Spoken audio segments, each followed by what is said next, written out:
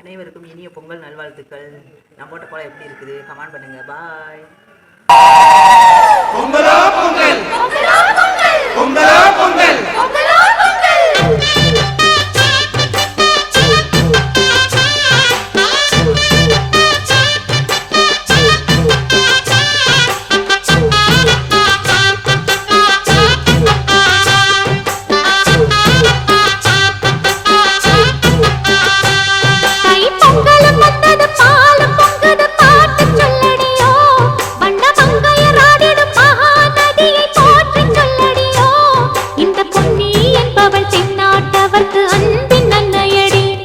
இவள் தண்ணீர் என்றொரு ஆடை கட்டிடும் தெய்வமங்கையடி.